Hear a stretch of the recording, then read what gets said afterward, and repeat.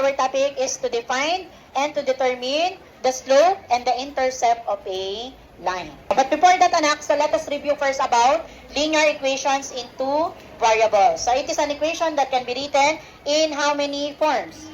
Three forms. So the three forms are standard, general, and the slope-intercept form. Okay, sa standard form, anak, at sa general form, where A, B, and C are all real numbers, and take note, C, A, and B dapat bawal maging 0. And then, the third form is the slope-intercept form, which is ito yung may encounter natin ngayon.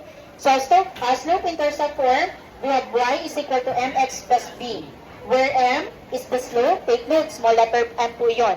And b is what we call the y-intercept. Okay, so this time, proceed na tayo sa ating topic, which is the slope of a line. So, can you describe a slope of a line? Anyone? So, we can describe a slope as, very good, the steep. Okay, we can use to describe the slope, okay, as the word, using the word steepness of a line. And slope of a line is the ratio of its rise to its run. Or we can say also that it is also a ratio of the change in y coordinates to the corresponding change in x coordinates. Bakit po kaya y? Change in y coordinates. Kasi po yung ratio ng slope, which is rise over run, kinukuha po natin to, anak, using a Cartesian plane. At kapag nag-rise tayo, dalawa lang, anak, yung direction natin, either upward or downward, and that is parallel, anak, to the y-axis. Kaya po change in y coordinates.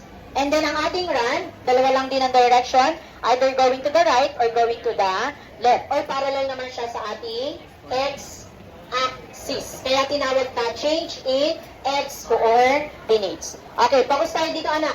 Kung ang rise natin ay going upward, ano yung sign? Positive. Very good, positive. Kapag naman go downward, okay, magiging negative.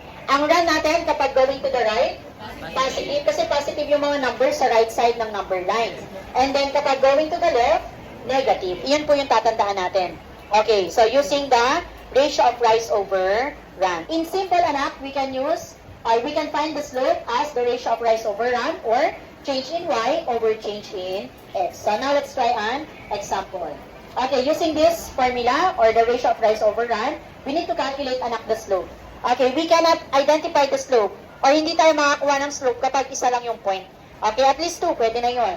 So, the first point will be, okay, this is the first point. So, the ordered pair of this point, we have 3, 2. And our second point is, we have positive 1, negative 1. Now, how to calculate the slope? Okay, we can calculate the slope using rise over run. Identify natin, anak, ano yung first point natin dyan? 3, 2, meaning dito tayo mag-start.